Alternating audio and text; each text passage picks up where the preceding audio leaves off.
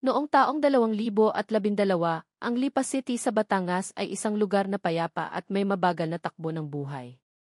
Tuwing umaga, maririnig ang sunod-sunod na tilaok ng mga manok mula sa mga bakuran na sinusundan ng mabangong amoy ng kapeng barako na nagmumula sa mga maliliit na karinderya sa tabi ng daan.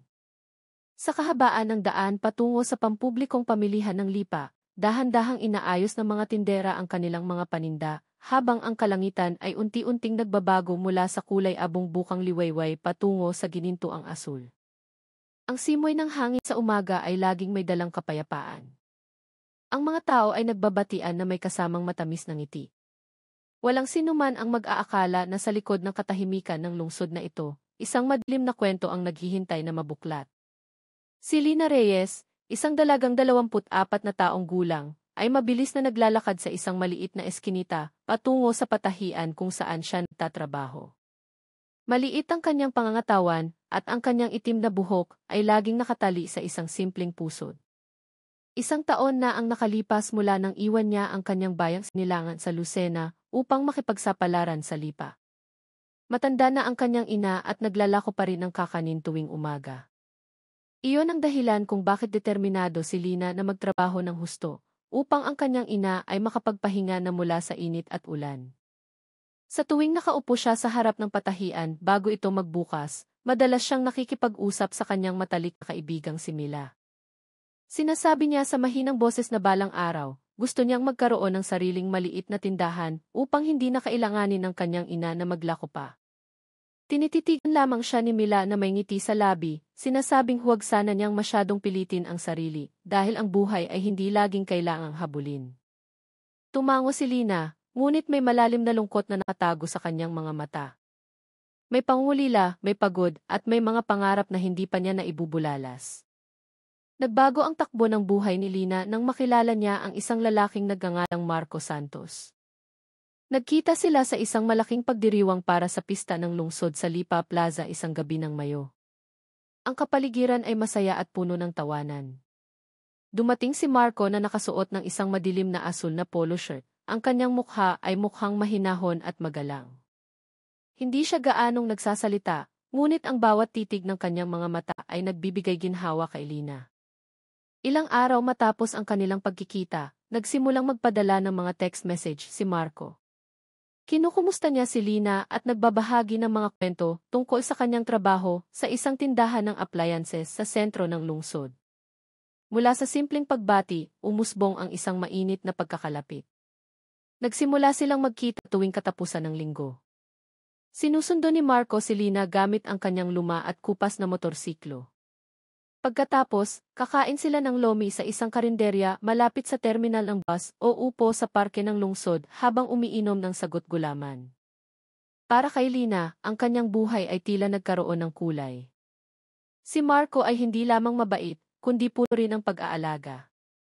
Ikinuwento niya ang tungkol sa kanyang inang may sakit at sa kanyang kapatid na nag-aaral pa sa Maynila. Hinangaan ni Lina ang kanyang katapatan at pagiging responsable. Sa kanyang puso, nangako siyang susuportahan ang lalaki anuman ang mangyari. Ngunit sa likod ng kanyang malumanay na kilos, may itinatagong kabalisahan si Marco. Sapat lang ang kanyang sahod, at mag-isa niyang pinapasan ang bigat ng kanyang pamilya. Sa tuwing nagsasalita si Lina tungkol sa hinaharap, nananahimik lamang si Marco. Mahal niya si Lina, ngunit natatakot siyang hindi niya maibibigay ang isang disenteng buhay. Halos isang taon na ang kanilang relasyon. Madalas silang nakikita ng mga kapitbahay sa inuupahang apartment ni Lina na nagtatawanan sa maliit na beranda tuwing hapon. Ang ilang mga ginang sa kapitbahayan ay nagbibiro pa na malapit na raw magkaroon ng kasalan. Si Lina ay nahihiya lamang. Sa kaibuturan ng kanyang puso, umaasa siyang magkakatotoo ang lahat. Ngunit ang kaligayahang iyon ay dahan-dahang nagbago. Kamakailan lamang, mas madalas ng tahimik si Marco. Bihira na siyang dumalaw at ang kanyang mga text message ay unti-unti nang nababawasan. Sa tuwing tinatanong ni Lina ang dahilan, maikli lamang ang sagot ni Marco na abala raw siya. Sinubukan ni Linang umunawa, ngunit hindi mapanatag ang kanyang puso. Si Mila, na matagal nang nakakakilala sa kanya, ay nagsimulang maghinala. Isang hapon habang nakaupo sila sa likod ng patahian, Tinitigan ni Mila si Lina na may pag-aalala sa mukha. Dahan-dahan niyang sinabi na mag-ingat si Lina dahil ang pananahimik ng isang lalaki ay maaaring mga hulugang wala na ang kanyang puso. Yumuko si Lina. Nanginginig ang kanyang boses nang sumagot siya na naniniwala siyang hindi ganoon si Marco. Ngunit ang paniniwalang iyon ay nagsimulang gumuho ng isang hapon habang naglalakad si Lina sa Lipa Plaza pauwi mula sa trabaho. Mula sa malayo, nakita niya si Marco na nakaupo sa isang bangko sa parke, kasama ang isang babaeng nakauniporme ng parehong tindahan kung saan siya nagtatrabaho. Mukha silang malapit sa isa't isa, nag-uusap habang bahagyang nagtatawanan. Bumilis ang tibok ng puso ni Lina. Napahinto ang kanyang mga hakbang. Ang hangin ng hapon ay biglang naging mabigat. Noong gabing iyon, hindi makatulog si Lina. Nakaupo siya sa gilid ng kanyang kama habang tinititigan ang kanyang tahimik na cellphone. Walang mensahe, walang balita. Tahimik na dumaloy ang kanyang mga luha. Sa kanyang puso, sinubukan niyang pakalmahin ang sarili, kinukumbinsi ang sarili na marahil ay katrabaho lamang ang babae.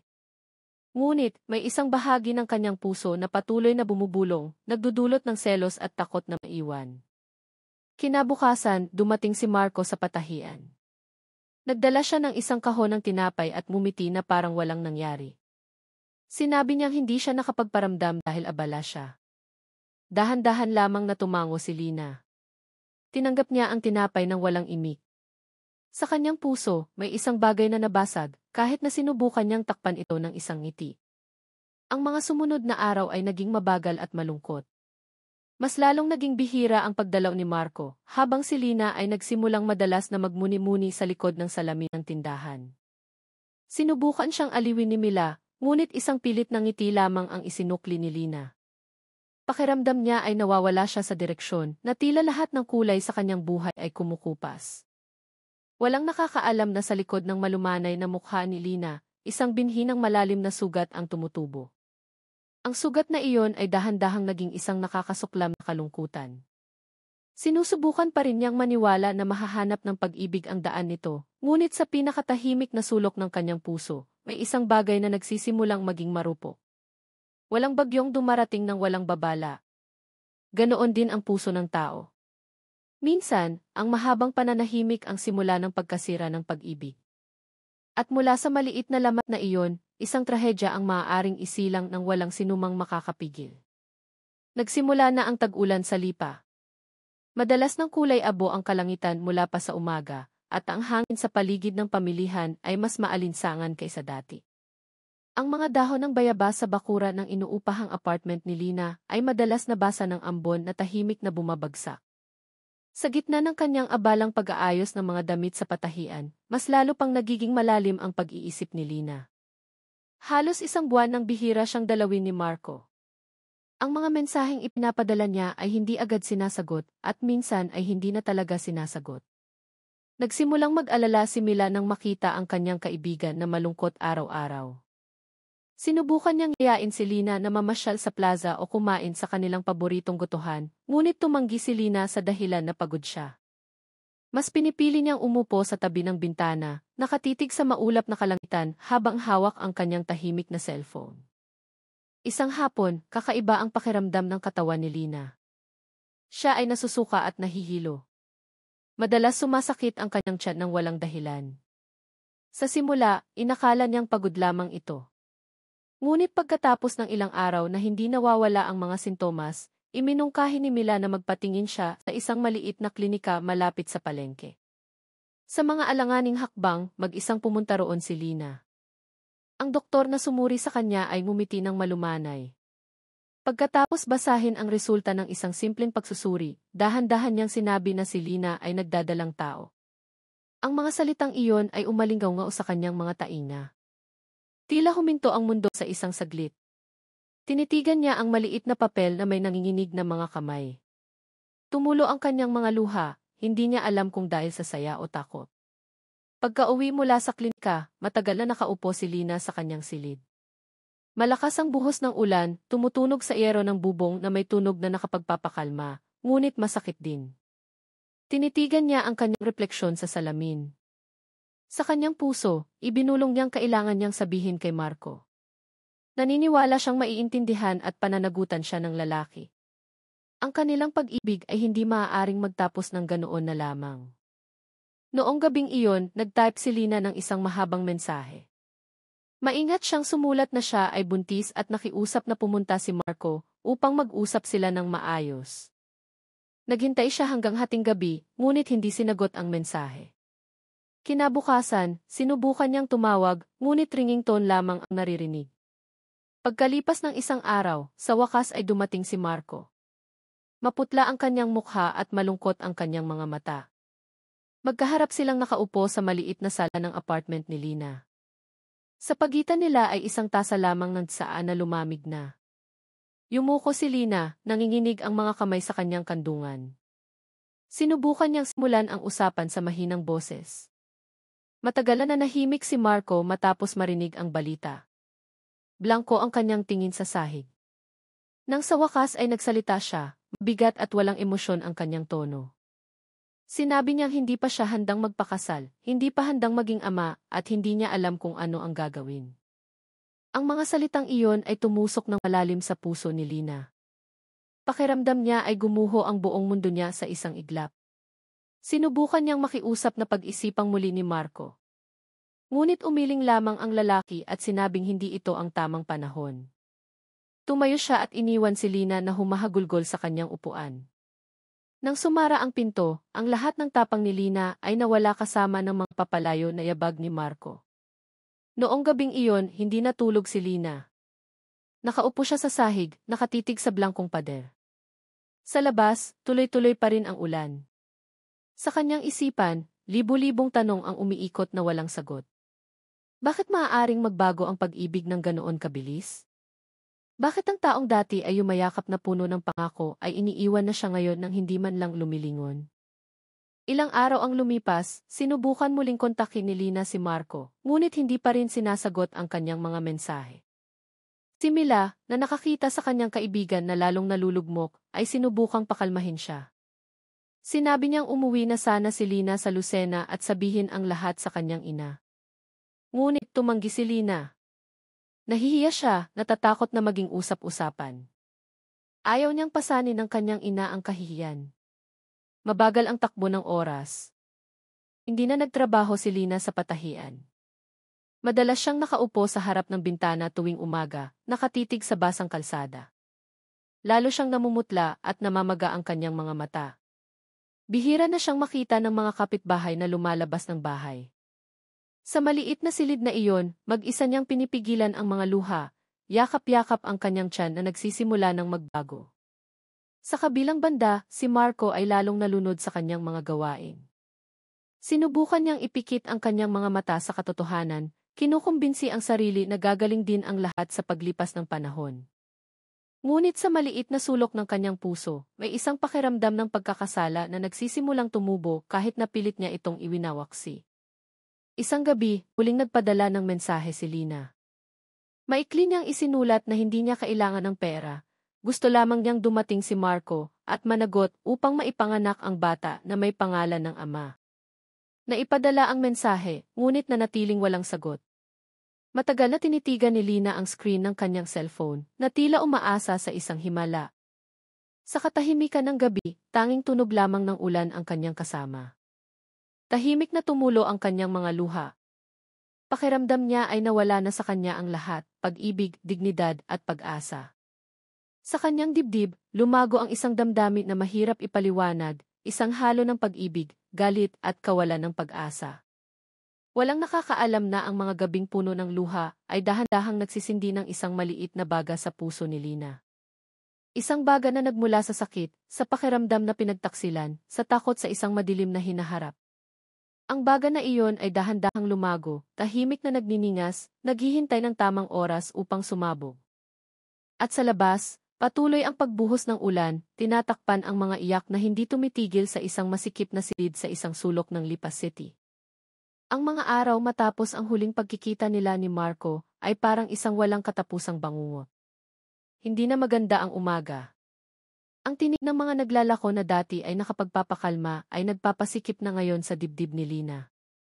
Nakaupo siya sa harap ng bintanang maalinsangan, nakatitig sa basang kalsada sa labas. Bihira nang sumikat ang araw dahil madalas pa ring umuulan. Maputla ang kanyang mukha, namamaga ang kanyang mga mata, at gusot ang kanyang buhok na bihirang suklayin.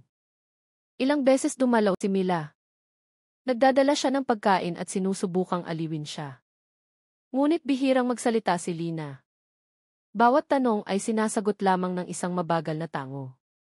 Sinubukan ni Mila na magkwento ng mga nakakatawang bagay sa palengke, ngunit blanko pa rin ang mukha ni Lina. Nakatitig siya sa kisam na tila lumilipad ang kanyang isip sa malayo. Ang gabi ang pinakamabigat na oras. Sa katahimikan, laging lumilitaw ang anino ni Marco sa kanyang isipan. Naaalala ni Lina ang lahat ng alaala, ang tawanan sa parke, ang pangakong magsasama, at ang malalambing na salita na dati ay nakapagpapakalma. Lahat ng iyon ngayon ay parang laso na sumasakal sa kanyang dibdib. Umiiyak siya hanggang sa makatulog, pagkatapos ay magigising na may parehong pakiramdam, hungkag at nasasaktan. Mabagal ang takbo ng oras, nagsisimula ng lumaki ang kanyang tiyan, ngunit ang kanyang gana sa buhay ay lalo namang bumababa. Tumigil na siya sa pag-aayos ng silid, pagluluto, at maging sa pagbati sa mga kapitbahay. Sa mata ng mga tao sa paligid, si Lina ay naging isang tahimik na babae na isinara ang sarili sa mundo. Isang hapon, nakatanggap siya ng balita na bihirang makita si Marco sa kanyang pinagtatrabahuhan. May nagsabing madalas siyang pumunta sa ibang bayan para maghatid ng mga gamit. Mayroon ding nagsasabi na malapit na siya ngayon sa ibang babae. Hindi alam ni Lina kung alin ang totoo, ngunit bawat balitang naririnig niya ay nagdaragdag lamang ng sakit sa kanyang puso. Sinubukan siyang pakalmahin ni Mila, sinasabing magiging maayos din ang lahat. Ngunit wala ng kahulugan ang mga salitang iyon. Pakiramdam ni Lina ay nawala na sa kanya ang lahat. Natatakot siyang harapin ang hinaharap, natatakot sa tingin ng mga tao, at higit sa lahat, natatakot sa katotohanang maaaring maipanganak ang kanyang anak na walang ama. Isang gabi, tumayo si Lina sa harap ng salamin. Tinitigan niya ang sarili niyang mukha na tila estranghero. Isa-isang tumulo ang kanyang mga luha. Pagkatapos ay dahan-dahan siyang nagsalita na parang kinakausap ang kanyang anino. Bakit kailangan kong pasanin ang lahat ng ito ng mag-isa? Hinawakan niya ang kanyang tiyan na nagsisimula ng umumbok. Sa maliit na sulok ng kanyang puso, lumitaw ang isang kakaibang pakiramdam na hindi pa niya naramdaman. Isang pakiramdam ng galit kay Marco, sa kanyang sarili at maging sa tadhana. Lumipas ang mga araw. Sa kanyang kalungkutan, nagsimulang madalas na kausapin ni Lina ang kanyang sarili. Minsan ay bahagya siyang tumatawa sa gitna ng pag-iyak, pagkatapos ay matagal na mananahimik habang nakatitig sa blangkong pader. Ang mga kapitbahay na nakakarinig sa kanya mula sa labas ay nagsimulang magbulungan. Naaawa sila ngunit natatakot ding lumapit. Si Mila, na alam ang kalagayan ng kanyang kaibigan, ay lalong nag-alala. Sinubukan niyang yayain si Lina na bumalik sa kanilang probinsya, ngunit mahigpit na tumanggi si Lina. Sinabi niyang magiging maayos din ang lahat at hindi kailangang makialam ng sinuman. Isang tahimik na gabi, malakas ang buhos ng ulan. Nakaupo si Lina sa sahig, hawak ang kanyang cellphone. Tinitigan niya ang blankong screen na nagpapakita ng pangalan ni Marco sa listahan ng kontak. Gusto niyang tumawag, ngunit huminto ang kanyang daliri sa ere. Ang kanyang puso ay puno ng galit at pananabik na nagkahalo. Sa huli, nagsulat siya ng isang mahabang mensahe. Isinulat niyang hindi niya kayang mabuhay sa ganitong kalagayan. Na hindi siya humihingi ng pera o awa. Gusto lamang niya ng pananagutan at pagkilala. Isinulat niyang ayaw niyang mabuhay ang kanyang anak na walang pangalan ng ama. Naipadala ang mensahe, ngunit muli walang sagot. Ilang araw ang lumipas, dumating si Mila na may dalang balita na nakita si Marco sa palengke, kasama ang parehong babae na nakita noon ni Lina sa plaza. Ang babae ay nakakapit ng mahigpit sa braso ni Marco. Nang marinig iyon, tila nasusunog ang dibdib ni Lina. Hindi na siya umiyak. Ubos na ang kanyang mga luha. Ang natira na lamang ay isang tuyo, malamig at matalas na sakit. Mula noong araw na iyon, nagsimulang magbago si Lina. Hindi na siya nagrereklamo o umiiyak sa harap ni Mila. Mukha siyang kalmado, ngunit sa likod ng katahimikang iyon ay may nakatagong kadiliman. Nagsimula siyang magsulat sa kanyang kwaderno tuwing gabi. Minsan ay nasilip ni Mila ang nilalaman ng libro. mayroon lamang mga maikling pangungusap na paulit-ulit. Ang hustisya ay kukunin ko sa sarili kong mga kamay. Ang sulat na iyon ay lumitaw sa bawat pahina. Gabi-gabi, lalong gumugulo ang isip ni Lina. Nagsimula siyang isipin ang isang pagkikita kay Marco, hindi para makiusap, kundi para maningil. Sa kanyang isipan, iisa lamang ang layunin, ang maramdaman ni Marco ang kahit katiting ng paghihirap na matagal na niyang pinapasan ng mag-isa. Patuloy ang ulan noong gabing iyon, at sa isang maliit na silid sa isang sulok ng lipa, isang dalaga ang nakaupo mag-isa na may blangkong titig. Sa loob niya, ang dating malambot na pag-ibig ay naging isang nagbabagang apoy. Ang apoy na iyon ay tahimik na lumalaki, dahan-dahang sinusunog ang bawat natitirang pag-asa. Walang nakakaalam na ang gabing iyon ang simula ng isang mahabang daan patungo sa isang trahedya na iyanig sa buong lungsod. Ang gabi sa lipa ay tahimik. Ang malamig na hangin ay may dalang amoy ng basang lupa matapos ang mahabang pag-ulan kaninang hapon. Sa malayo, ang huni ng mga kuliglig ay nag-ingay sa gitna ng mga halaman, habang ang mga ilaw sa poste ay mahinang sumisindi sa sulok ng maliit na eskinita kung saan nakatira si Lina. Sa loob ng simpleng apartment na may kulay kremang pintura, nakaupo si Lina sa gilid ng kama. Ilang oras na siyang hindi gumagalaw, nakatitig lamang sa isang florerang salamin sa ibabaw ng mesa. Maputla ang kanyang mukha, at ang kanyang mga mata ay pula at pagod. Sa labas, mahinang umiihip ang hangin, pinagagalaw ang mga kortina sa bintana. Kakaiba ang pakiramdam ng gabing iyon. May isang bagay na mabigat sa hangin, isang bagay na malamig at nakakabigat. Nitong mga nakaraang araw, nagsulat si Lina ng maraming pahina ng mga tala na hindi na lamang simpleng paglalabas ng saloobin. Sumulat siya tungkol sa pagkadismaya, sa katarungan, sa isang sugat na hindi kailanman gumaling. Sa mga sulat na iyon, dahan-dahan niyang kinumbinsi ang sarili na ngayong gabi, kailangan niyang tapusin ang lahat. Bandang 12 ng gabi, kinuha ni Lina ang kanyang cellphone at nag-type ng isang maikling mensahe.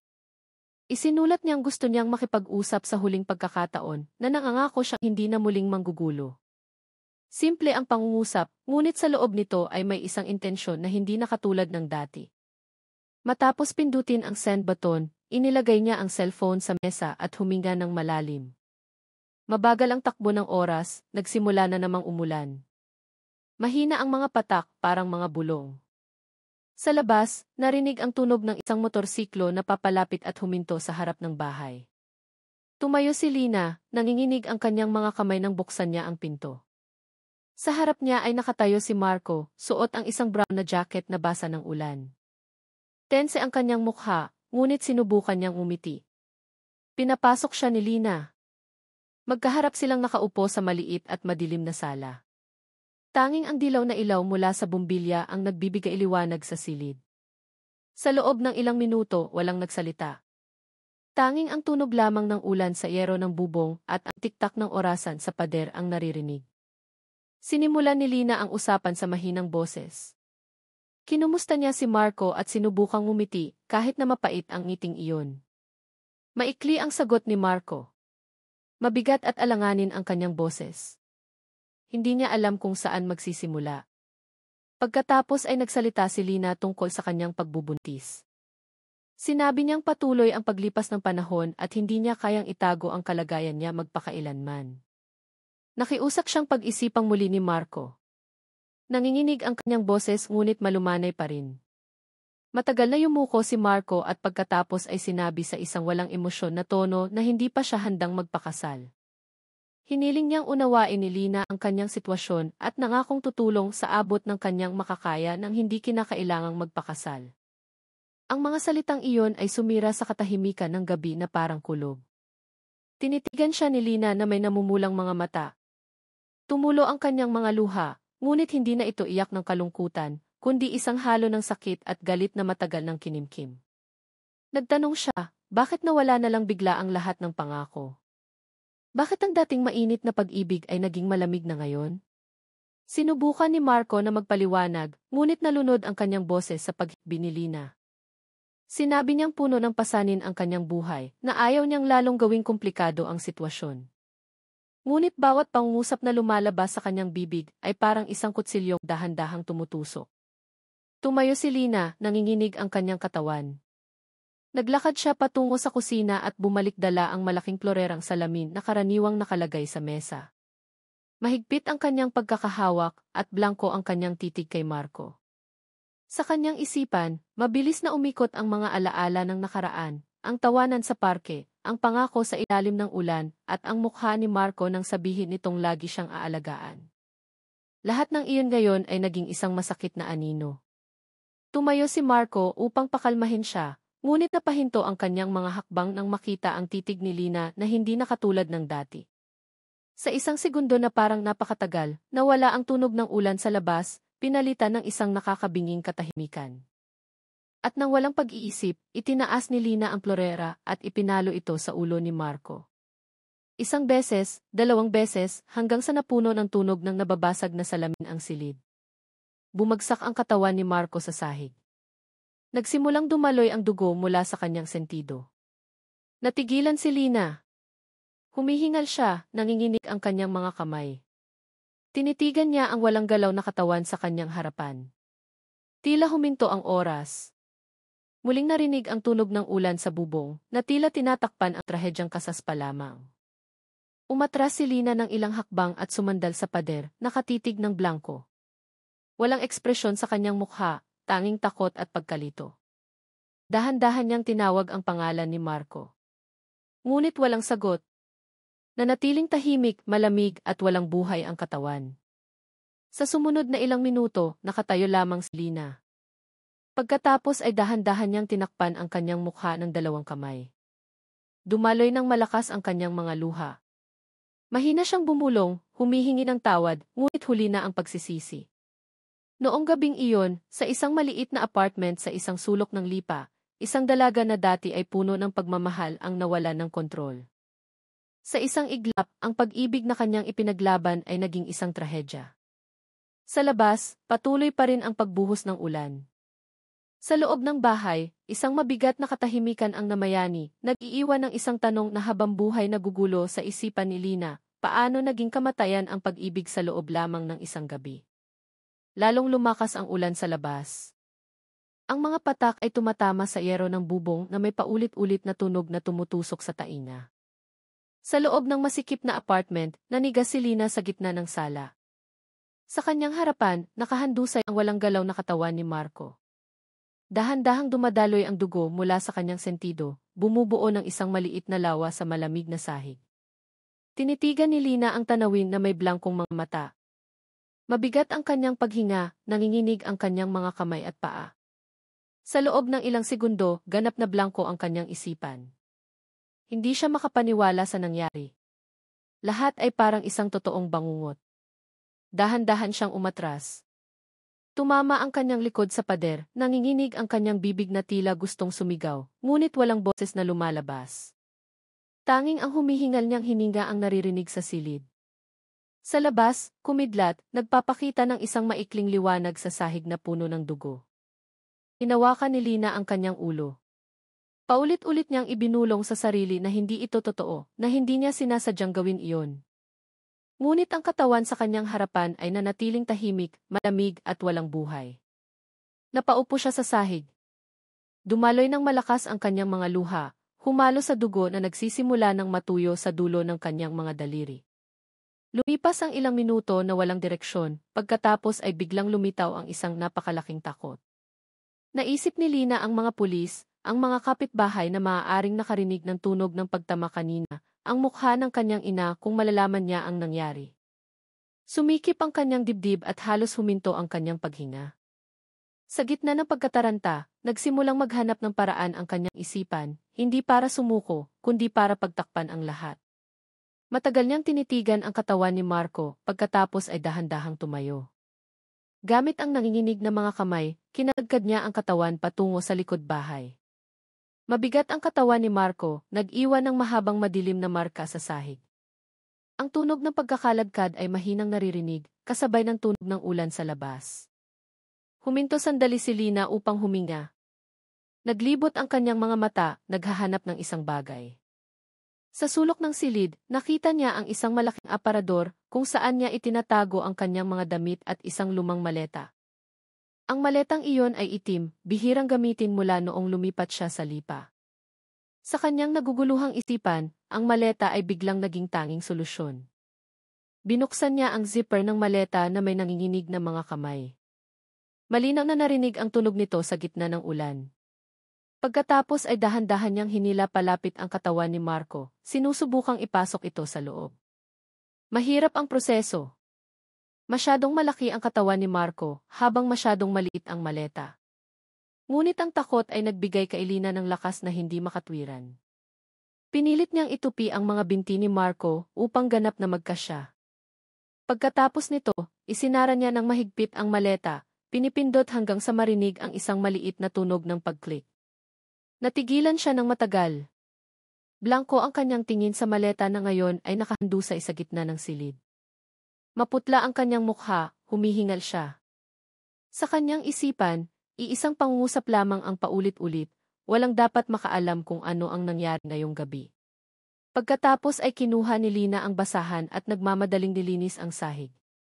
Pinalitan niya ang kanyang damit na puno ng dugo, naghugas ng kamay at naghilamos ng malamig na tubig. Ngunit gaano man siya nagsikap, nananatili ang isang malabong mansa sa sahig at ang amoy ng dugo ay nananatili pa rin sa hangin.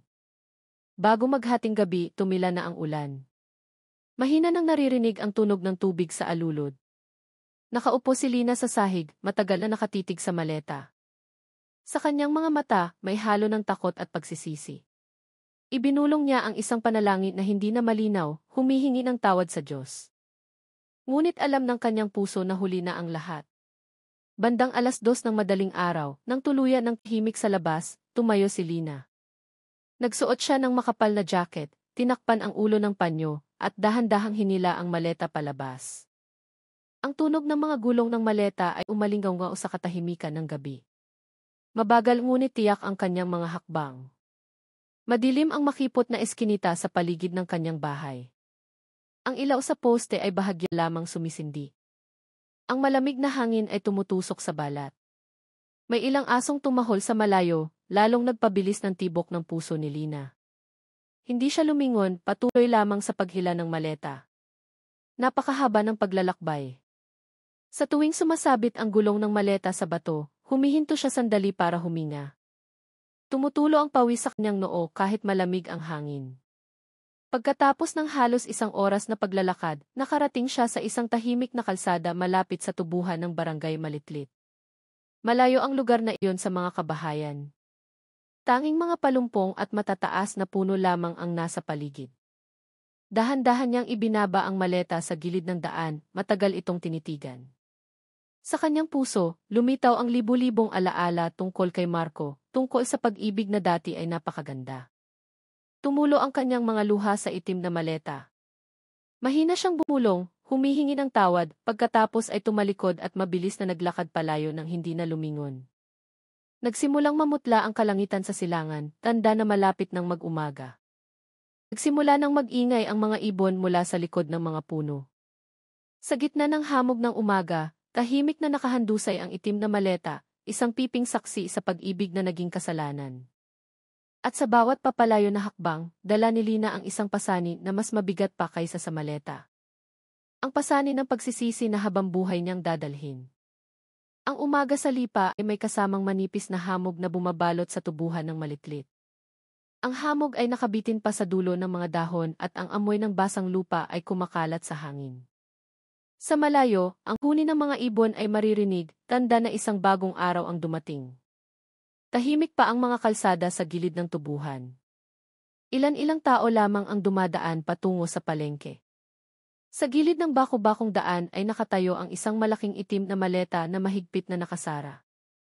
Mukha itong ordinaryo, ngunit ang pagkakaroon nito roon ay nagdudulot ng kakaibang pakiramdam sa sinumang makakakita.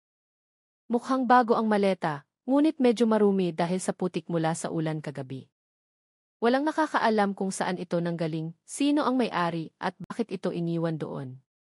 Bandang 6:00 ng umaga, isang magsasaka na nagngangalang Mangkardo, na papunta sa kanyang bukid, ay huminto sandali malapit sa maleta. Tinitigan niya ito na nakakunot ang noo. Sa kanyang isipan, mayroon siyang kakaibang kutob. Bihirang daanan ng sasakyan ang kalsadang iyon, lalo na sa gabi. Tinawag niya ang dalawa niyang kaibigan na dumadaan. Pagkatapos ay tumayo silang tatlo sa paligid ng maleta. Sa simula, hindi sila gaanong naghinala. Isa sa kanila ang nagsabi, baka sa isang taong bumaba ng bus kagabi at nakalimutang kunin. Ngunit habang tumatagal sila roon, nagsimula silang makaamoy ng kakaibang bagay. Ang amoy ay matapang at tumutusok sa ilong, iba sa amoy ng putik o ordinaryong basura. Tinakpan ni Mang Cardo ang kanyang ilong ng kamay. Nasusuka siya. Dahan-dahang sinabi ng isa niyang kasama na mas mabuting huwag nilang hawakan ang maleta at i-report agad sa kapitan ng barangay. Nagmadali silang umalis na may mabilis na mga hakbang. Hindi nagtagal, kumalat ang balita tungkol sa mahiwagang maleta. Ang mga residente sa paligid ay nagsimulang magdatingan dahil sa kuryosidad. May ilang sumubok lumapit, ngunit agad na umatras ng maamoy ang lalong tumitinding baho. Naririnig ang mga bulungan sa gitna ng mga tao. Ang ilan ay tahimik na nagdarasal, ang iba naman ay nanghula kung ano ang laman ng maleta. Bandang 9:00 ng umaga, dumating ang 2 pulis mula sa lokal na istasyon sakay ng isang patrol car. Naglagay sila ng police line upang hindi makalapit ang mga tao. Isang batang pulis na nakasuot ng guwantes na goma ang lumuhod sa harap ng maleta. Maingat niyang sinuri ang bawat gilid na may tensyon sa mukha. Ang mabahong amoy ay lalong sumidhi, kaya tinakpan ng ilang tao ang kanilang bibig ng panyo. Dahan-dahang sinubukan ng pulis na buksan ang zipper.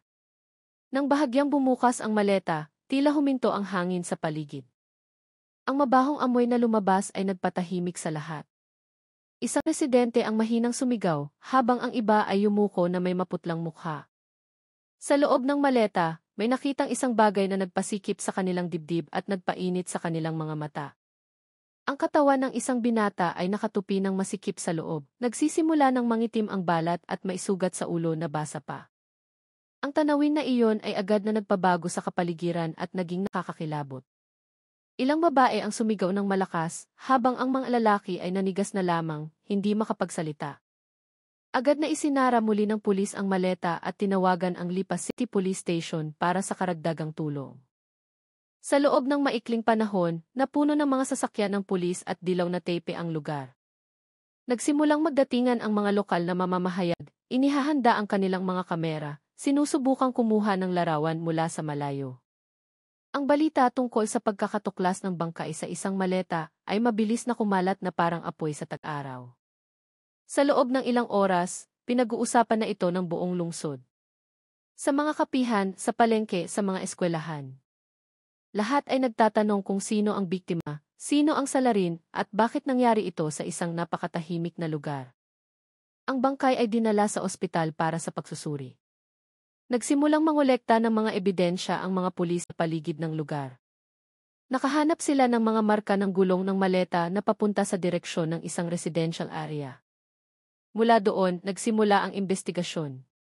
Samantala, sa gitna ng mga residente na nagkukumpulan pa rin, isang matandang babae na nagngangalang Aling Nena ang dumating din dahil sa balitang narinig mula sa isang kapitbahay na ang biktima ay maaaring isang empleyado ng isang tindahan ng appliances sa sentro ng lungsod.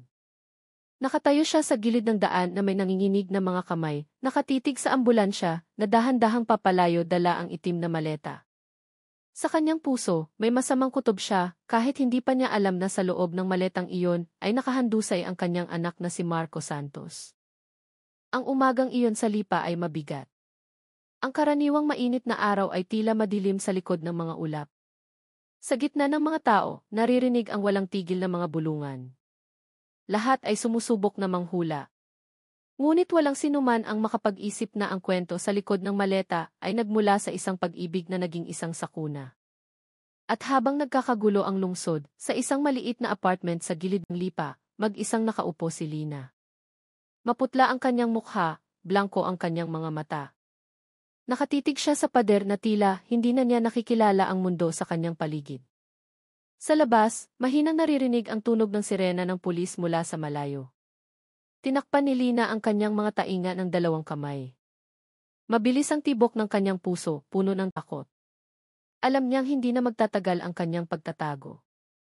Kinahapunan matapos matagpuan ang itim na maleta, abala ang himpilan ng pulisya ng Lipa. Puno ng mga opisyal ang silid investigasyon na nagsusuri ng mga ebidensya. Sa pangunahing mesa, nakalatag ang malaking maleta na ngayon ay wala ng laman. May mga tuyong mansa pa rin sa ibabaw nito. May mahinang amoy ng dugo at panlinis na nanunuot sa hangin. Si Police Major David Cruz, ang pinuno ng pangkat ng mga investigador, ay matagal na nakatayo at nakatitig sa maleta. Seryoso ang kanyang mukha, ngunit may bakas ng pagod sa kanyang mga mata. Hindi ito ang unang beses na humawak siya ng kaso ng pagpatay, ngunit sa hindi malamang dahilan, iba ang isang ito. Mayroong kakaiba sa likod nito. Nararamdaman niyang hindi lamang ito isang simpleng krimen, kundi isang mahabang kwento na nag-ugat sa puso ng isang tao.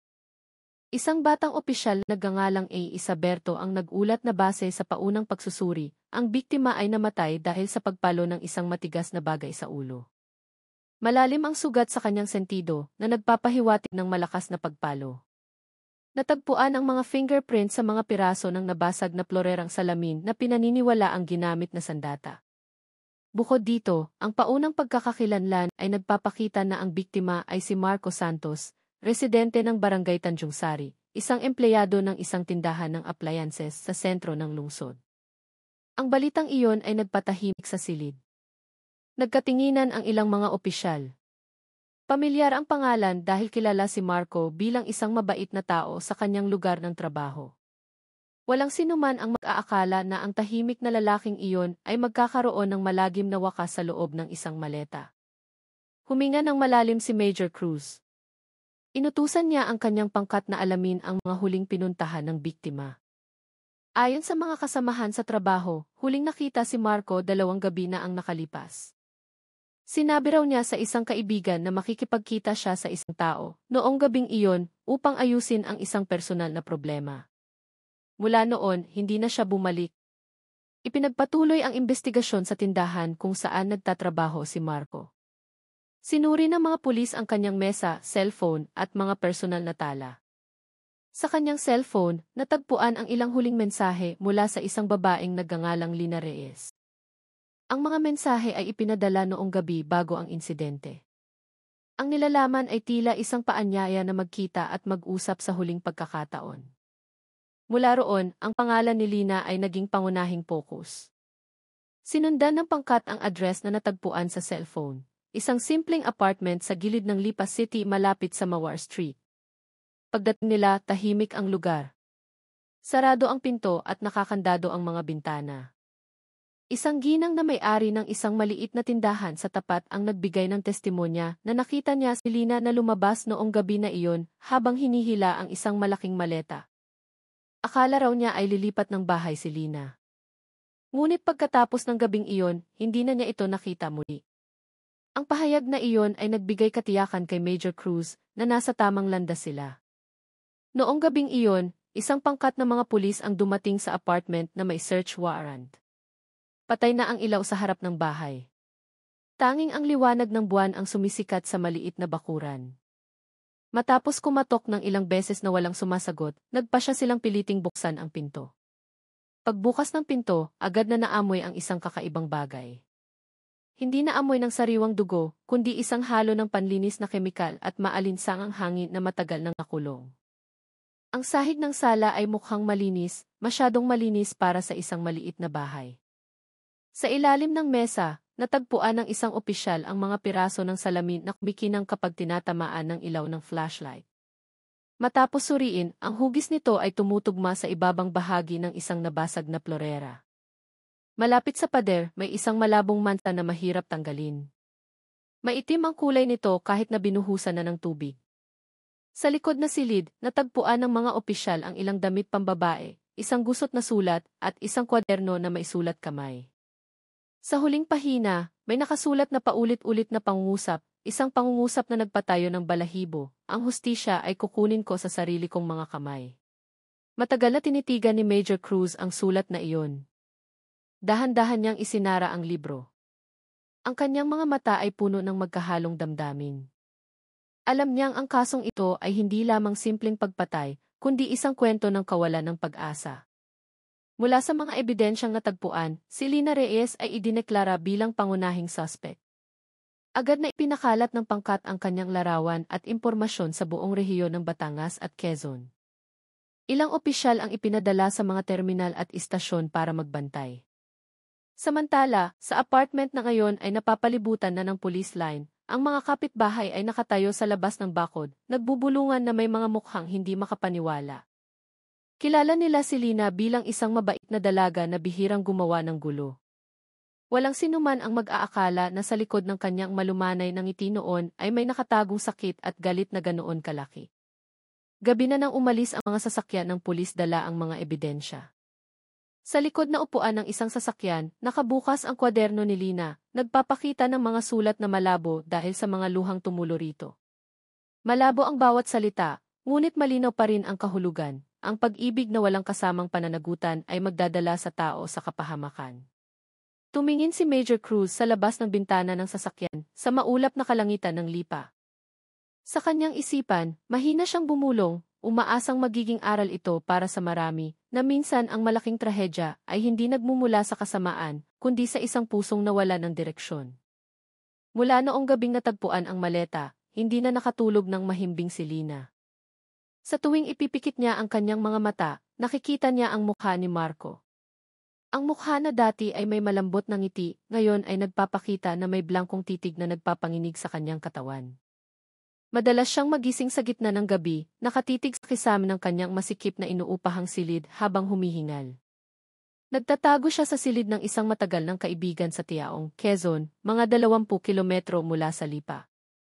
Hindi alam ng kaibigan niya ang tunay na nangyari. Sinabi lamang ni Lina na gusto niyang mapag-isa dahil sa problema sa trabaho. Tuwing umaga, isinasara niya ang bintana, takot na may makakilala sa kanya. Hindi siya lumalabas, nakaupo lamang sa gilid ng kama habang hawak ang isang maliit na bag na naglalaman ng mga sulat, pera, at ang kanyang kwaderno. Ang mga araw sa pagtatago ay mahaba at tahimik. Bihirang magsalita si Lina.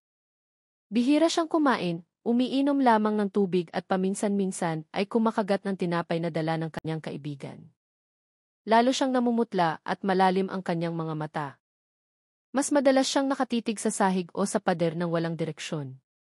Sa kanyang kalungkutan, nagsulat siya ng isang liham para sa kanyang ina sa Lucena. Isinulat niya ito na may nanginginig na kamay sa isang gusot na papel. Isinulat niyang nagsisisi siya. Hindi niya intensyon na saktan ang sinuman, gusto lamang niyang hingin ang katarungan na sa tingin niya ay nawala. Nakiusak siyang huwag sanang mahiya ang kanyang ina, dahil alam niyang ang pangalan ng kanilang pamilya ay magiging usap-usapan. Sa dulo ng sulat, isinulat niyang mahal pa rin niya ang kanyang ina, kahit na alam niyang maaaring hindi na siya mapatawad nito. Samantala, sa Lipa, patuloy ang investigasyon. Ipinakalat ng mga pulis ang larawan at mga katangian ni Lina sa iba't ibang lugar. May mga ulat na pumasok mula sa ilang residente na nagsasabing nakita nila ang isang babaeng kamukha ni Lina sa lugar ng Tiaong. Inutusan ni Major Cruz ang kanyang pangkat na magtungo sa lokasyon. Nararamdaman niyang paubos na ang oras dahil kung magpapatuloy sa pagtatago si Lina, maaaring may mas masama pa siyang gawin sa kanyang sarili. Noong hapong iyon, umuulan ng mahina. Ang hangin sa Tiaong ay maalinsangan at malamig. Sa isang makipot na eskinita malapit sa palengke, 2 sasakyan ng pulis ang tahimik na huminto. Dahan-dahang bumaba ang mga opisyal, kumalat sa iba't ibang direksyon. Kumatok sila sa pinto ng isang boarding house ayon sa impormasyong natanggap mula sa mga residente. Sa loob ng isang maliit na silid sa ikalawang palapag, nakaupo si Lina sa isang sulok. Narinig niya ang mga yabag sa labas at mahinang mga bulungan. Nanigas ang kanyang katawan at mabilis na tumibok ang kanyang puso.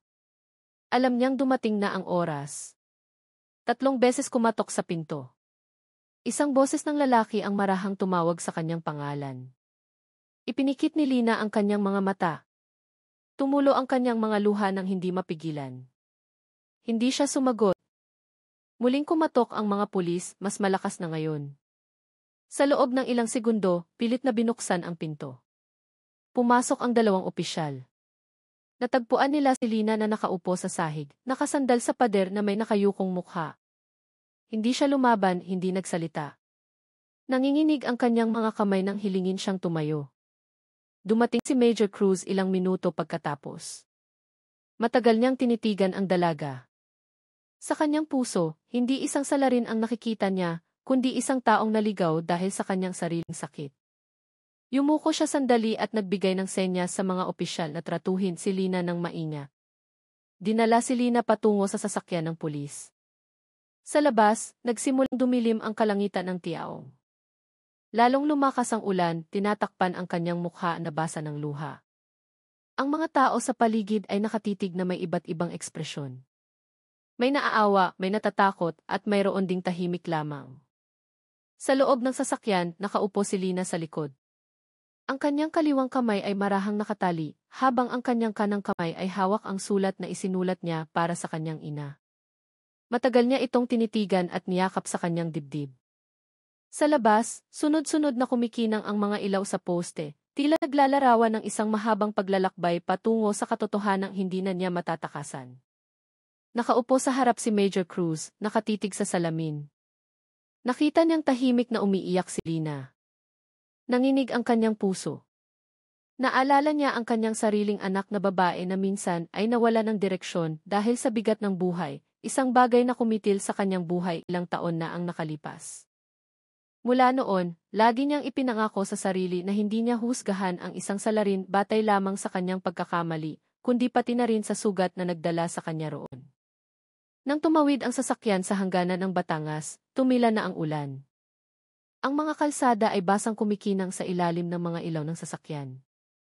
Walang ingay sa loob ng sasakyan maliban sa mahinang pag-iyak at paulit-ulit na tunog ng makina. Alam ni Lina na tapos na ang lahat. Wala nang lugar para tumakbo, wala nang oras para ayusin ang lahat. Yumuko siya, ipinikit ang kanyang mga mata, at hinayaang tumulo ang kanyang mga huling luha. Sa kanyang puso, iisa na lamang ang hiling, sana'y patawarin ng Diyos ang pagkakamaling isinilang mula sa isang pag-ibig na naligaw ng landas. At noong gabing iyon, sa likod ng mga kumikinang na ilaw ng lungsod, isang dalaga ang dinala pa uwi upang harapin ang tadhanang siya mismo ang lumikha. Ang gabi sa himpilan ng pulisya ng Lipa ay mahaba at mabigat. Ang mga ilaw sa opisina ay mahinang sumisindi, nagbibigay liwanag sa tahimik na silid investigasyon. Sa loob ng silid, nakaupo si Lina na may mga kamay sa kanyang kandungan. Gusot ang kanyang damit, magulo ang kanyang buhok, at namamaga ang kanyang mga mata dahil sa sobrang pag-iyak.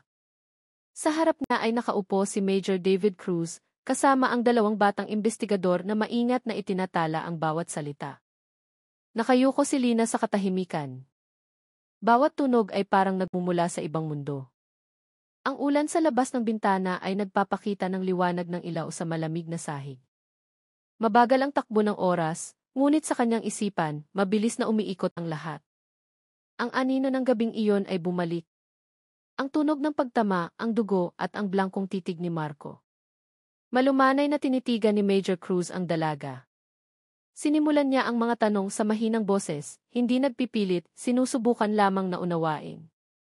Tinanong niya kung ano talaga ang nangyari noong gabing iyon sa kanyang apartment. Sa loob ng ilang sandali, nanahimik si Lina, blangko ang kanyang mga mata, pagkatapos ay sa isang mahinang boses, sinabi niyang napakabilis ng lahat. Ikinuwento niya mula sa simula kung paano sila nagkakilala ni Marco, kung paano sila naging masaya, at kung paano nagbago ang lahat matapos dumating ang balita ng kanyang pagbubuntis. Sinabi niyang hindi niya intensyon na pumatay, gusto lamang niyang pakinggan siya ni Marco, gusto lamang niyang managot ito. Ngunit nang marinig niya muli ang pagtanggi noong gabing iyon, may isang bagay sa loob niya na nawasak. Nagsimulang dumaloy ang mga luha sa kanyang mga pisngi. Nagsalita siya ng pautal-utal, minsan ay humihinto dahil sa hirap sa paghinga. Sinabi niyang naghalo ang galit at sakit hanggang sa hindi na niya alam kung ano ang kanyang ginagawa. Naaalala lamang niya na hawak niya ang plorerang salamin at pagkatapos noon ay naging madilim na ang lahat. Maingat na itinala ng mga investigador. Walang ingay maliban sa pigil na paghikbi at tunog ng panulat sa papel. Yumuko si Major Cruz at huminga ng malalim. Sa kanyang karanasan sa serbisyo, marami na siyang nakitang kriminal. Ngunit sa kanyang harapan ngayon ay hindi isang malupit na tao. Nakikita niya ang isang taong nawala ng kontrol dahil sa bigat ng problema at kawalan ng pag-asa. Pagkatapos ng ilang sandali, ipinagpatuloy ni Lina ang kanyang kwento. Inamin niyang nataranta siya matapos makita ang katawan ni Marco na nakahandusay. Natakot siya, hindi alam kung ano ang gagawin. Sa pagkalito, sinubukan niyang linisin ang dugo at ipasok ang katawan ni Marco sa maleta. Hindi siya nag-isip ng malinaw, gusto lamang niyang itago ang kanyang pagkakamali. Nanginig ang kanyang boses nang ikwento niya kung paano niya kinaladkad ang maleta sa gitna ng maulang gabi at iniwan ito sa gilid ng daan. Bawat pangungusap ay mabigat. Tila bawat salita ay isang sugat na muling bumubukas. Yumuko siya, mahigpit na hinawakan ang dulo ng kanyang damit, na tila gustong pigilan ang sakit na hindi maipaliwanag. Matagal na tinitigan ni Major Cruz si Lina. Sa kanyang isipan, sinabi niyang walang makakapagbura sa nangyari, ngunit kahit papaano ay lumabas na ang katotohanan mula sa bibig ng salarin. Isinara niya ang kwaderno at nagsalita sa malumanay na tono. Sinabi niyang minsan ay huli nang dumarating ang katotohanan, ngunit ang pag-amin ay ang unang hakbang patungo sa tunay na pagsisisi. Ipinagdiinan din niya na iral ang batas, ngunit umaasa siyang mahahanap ni Lina ang paraan upang pagbayaran ang kanyang pagkakamali sa tamang paraan. Nakikinig si Lina nang hindi inaangat ang kanyang ulo. Tumulo ang kanyang mga luha sa sahig, gumawa ng maliit na mansa sa gitna ng anino ng ilaw. Sa kanyang puso, alam niyang totoo ang lahat ng iyon, ngunit ang pagsisising nararamdaman niya ay mas malalim pa sa anuman. Hindi siya natatakot sa parusa. Ang kinatatakutan lamang niya ay ang mukha ng kanyang ina at ang mga panalangin na maaaring wala ng katapatan. Ilang oras ang lumipas, natapos na ang imbestigasyon. Dinala ng mga opisyal si Lina sa isang pansamantalang selda. Ang silid ay masikip, kulay abo ang mga pader na may rehas na bakal sa isang gilid. Sa loob, mayroon lamang isang banig at manipis na kumot. Nakaupo si Lina sa sulok, yakap-yakap ang kanyang mga tuhod. Naririnig pa rin ang ulan sa labas. Tinitigan niya ang basang pader, sinusubukang alalahanin ang lahat ng kanyang sinabi. Sa kanyang puso, kinakausap niya si Marco na tila naririnig pa siya ng kaluluwa ng lalaki. Paulit-ulit niyang sinabi, patawad, sa isang boses na halos hindi marinig. Ibinulong din niya sa kanyang ina, nakiusap na huwag sanang masyadong malungkot, na huwag sanang kumuhian ang sarili niyang anak. Alam niyang napakalaki ng sugat na ito para gumaling, ngunit umaasa siyang magdadala ng kapatawaran ang panahon. Sa labas ng selda, nakatayo si Major Cruz, nakatitig sa kalangitan. Tumila na ang ulan, tanging ambon na lamang ang dahan-dahang bumabagsak. Sa kanyang isipan, sinabi niyang napakarupok nga ng buhay ng tao. Isang desisyon sa gitna ng emosyon ay maaaring magbago ng tadhana magpakailanman. Noong gabing iyon, tahimik ang himpilan ng pulisya ng Lipa. Sa loob ng malamig na selda, isang dalaga ang yumayakap sa pagsisisi. Habang sa labas, isang ina ang umiiyak dahil sa pagkawala ng kanyang anak. Dalawang pusong nawasak sa iisang kwento. Isang kwento na dapat sana ay nagtapos ng masaya, ngunit naging aral para sa lahat ng makakarinig.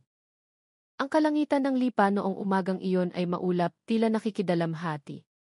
Sa isang maliit na eskinita sa barangay Tanjung Sari, ang simpleng bahay ng pamilya ni Marco ay puno ng mga nakikiramay. Sa harap ng bahay, maayos na nakahanay ang mga plastik na upuan, at sa gitna ng sala ay nakalagay ang isang kabaong na gawa sa kahoy, na papalibutan ng mga bulaklak ng sampag-ita at ilang-ilang. Ang mabangong amoy ng mga bulaklak ay humahalo sa walang tigil na pagpatak ng mga luha.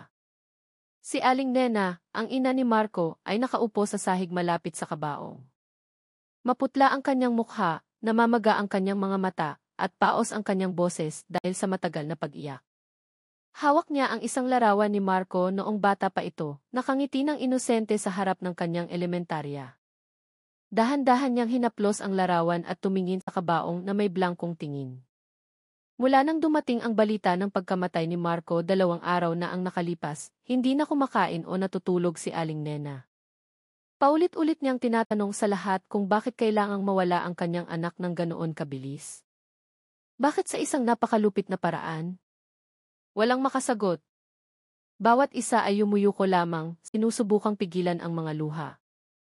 May mga kapitbahay na nagdadala ng pagkain at inumin para sa mga bisita, ngunit halos walang gumagalaw dito. Mabigat ang kapaligiran sa bahay na iyon, tila pati ang hangin ay nagpipigil ng hininga. Tanging ang tunog lamang ng mga dasal na marahang umaalingaw mula sa speaker ng kalapit na kapilya ang naririnig. Sa isang sulok, isang kasamahan sa trabaho ni Marco ang nakaupo na may maputlang mukha. Mahina niyang sinabi sa isang kamag-anak na nagkwento si Marco na makikipagkita siya sa isang tao noong gabi bago ito mawala. Ngunit hindi niya inakala na ang pagkikita na iyon ang magiging huli sa buhay ng kanyang kaibigan. Ilang oras ang lumipas, dalawang opisyal mula sa himpilan ng pulisya ang dumating upang kausapin si Aling Nena. Nagdala sila ng balita na ang salarin ay nahuli na at umamin na sa kanyang ginawa. Ang pangalang binanggit nila ay nagpatahimik kay Aling Nena ng matagal. Kilala niya ang pangalang iyon. Lina Reyes. Ang dalagang ilang beses nang pumunta sa kanilang bahay, nagdadala ng pagkain at magalang nang umingiti. Tumingin si Aling Nena sa labas ng bintana. Dahan-dahang nagsimulang umulan tumutulo sa bubong. Mahina siyang bumulong, halos hindi marinig na tila kinakausap ang sarili. Bakit kailangang umabot sa ganito, anak? Kung may problema, bakit hindi nag-usap ng maayos? Muling bumuhos ang mga iyak. Sinubukan siyang pakalmahin ng ilang kamag-anak. Ngunit napakalalim ng pagkawala para mapawi. Para sa isang ina, ang pagkawala ng isang anak ay isang sugat na hindi kailanman gumagaling, lalo na kung may kasamang mga tanong at dugo. Bago magtanghali, inilabas ang kabaong para ilibing. Daan-daang residente ang sumama. Maulap pa rin ang kalangitan ng lipa. Ang maalinsangang hangin ay bumabalot sa prosesyon na dahan-dahang naglalakad patungo sa pampublikong sementeryo sa gilid ng lungsod. Sa kahabaan ng daan, ang mga tao ay nakatayo sa harap ng kanilang mga bahay, yumuyuko bilang huling paggalang. Ang tunog ng mga dasal ay sumasabay sa mga yabag ng mga nakikilibing. Sa gitna ng mga iyon, ang paghikbi ni Aling Nena ang pinakamalinaw na naririnig. Naglalakad siya na inaalalayan ang dalawang kamag-anak. Mahina ang kanyang katawan, ngunit ang kanyang mga mata ay patuloy na nakatitig sa papalayo na kabaong. Bawat hakbang ay mabigat, tila bawat metrong nilalakad ay isang piraso ng alaala na hindi na babalik. Nang ipasok ang bangkay sa hukay, naging tahimik ang lahat. Huminto ang hangin. Tanging ang tunog lamang ng lupang dahan-dahang nahuhulog sa ibabaw ng kabaong ang naririnig. Matagal na tinitigan ni Aling Nena ang lupa, pagkatapos ay itinaas ang kanyang mga kamay at nagdasal na may paos na boses, humihiling sa Diyos na bigyan ng pinakamagandang lugar ang kanyang anak. Sa gitna ng mga tao, ilang kasamahan sa trabaho ni Marco ang nagkatinginan na mailuha sa mga mata. Naaalala nila kung paano laging tumutulong si Marco nang walang imik, kung paano niya madalas ipagpaliban ang kanyang pahinga para tulungan ang isang kasamahang nahihirapan. Walang sinuman sa kanila ang mag-aakala na ang simpleng buhay ng lalaking iyon ay magtatapos sa isang napakalagim na paraan. Matapos ang libing, ang maulap na kalangitan ay muling nagbuhos ng ulan. Nagmamadaling umuwi ang mga tao, iniiwan ang basang lupa at ang amoy ng nasusunog na insenso. Nanatili si Aling Nena sa tabi ng puntod, hawak ang mga bulaklak ng sampag-ita. Dahan-dahan niya itong inilagay sa ibabaw ng lupa at mahinang bumulong, humihiling na maging payapa ang kanyang anak at mapatawad ang kanyang mga kasalanan. Sa kanyang puso, may isa pa ring tanong na hindi niya mabura, bakit maaaring dalhin ng pag-ibig ang isang tao sa ganitong pagkawala? Ngunit sa likod ng kalungkutan, nakaramdam din siya ng awa para kay Lina. Alam niyang sa likod ng isang masamang gawa ay tiyak na may isang pusong naligaw. Noong hapong iyon, nang umalis na ang lahat, si Aling Nena na lamang ang natira sa gitna ng mga puntod na basa ng ulan. Tumingin siya sa kalangitan, ang kanyang mga labi ay dahan-dahang gumagalaw sa pagdarasal.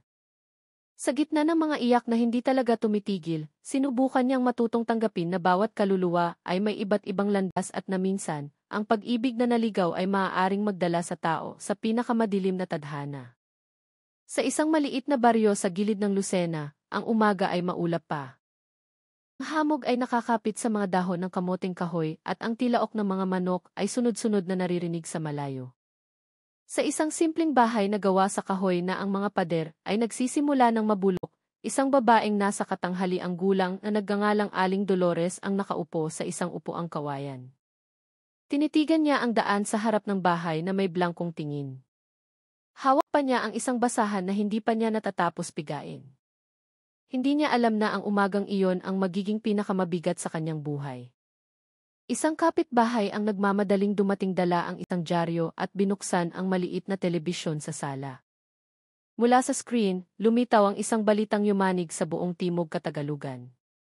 Inaresto ng pulisya ng Lipa ang isang dalagang nagngangalang Lina Reyes dahil sa kaso ng pagpatay sa kanyang sariling kasintahan. Malinaw na nakikita ang mukha ni Lina sa screen. Isang maputlang mukha na may namamaga na mga mata at blangkong titig. Natigilan si Aling Dolores. Nahulog sa sahig ang basahan sa kanyang kamay. Matagal niyang tinitigan ang screen na tila hindi makapaniwala. Nanginginig ang kanyang mga labi, ngunit walang boses na lumalabas. Tinakpan lamang niya ang kanyang bibig ng kamay at pagkatapos ay malakas na nanginig ang kanyang katawan. Ilang segundo ang lumipas, bumagsak siya sa sahig, umiiyak ng malakas. Paulit-ulit niyang tinawag ang pangalan ng kanyang anak. Sinubukan siyang pakalmahin ng mga kapitbahay, ngunit hindi mapigilan ang pag-iyak. Niyakap niya ang isang lumang larawan ni Lina na nakasabit sa pader, isang larawan noong nakauniporme pa ito ng high school. Tinitigan niya ang larawan habang mahinang bumubulong. Anak ko, ano ang ginawa mo? Bakit kailangang umabot sa ganito? Noong araw na iyon, napuno ng mga tao ang maliit na bahay. May dumating dahil sa awa, mayroon ding dahil sa kuryosidad. Nakaupo si Aling Dolores sa sahig, namamaga ang kanyang mukha. Hindi niya pinapansin ang ingay ng mga tao sa paligid. Ang kanyang isip ay lumilipad sa nakaraan, sa mga araw na si Lina ay maliit pa, tumatakbo sa bakuran habang dala ang kanyang mga libro. Si Lina ay isang masunuring anak, masipag tumulong, at hindi kailanman natataas ng boses sa sinuman. Mula nang mamatay ang kanyang asawa, si Lina na lamang ang naging inspirasyon niya sa buhay. Nagtrabaho siya ng husto, naglalako ng kakanin, para mapag-aral ang kanyang kaisa-isang anak. Lagi siyang naniniwala na balang araw, magdadala si Lina ng kaligayahan at iangat ang pangalan ng kanilang pamilya. Ngunit ngayon, ang pagmamalaking iyon ay naging isang sugat na hindi may larawan. Pakiramdam niya ay nabigo siya bilang isang ina. Kinahapunan, isang opisyal mula sa Lipa ang dumating sa bahay, dala ang isang opisyal na sulat tungkol sa pagkakakulong ni Lina. Magalang na nagsalita ang opisyal, sinusubukang pakalmahin siya.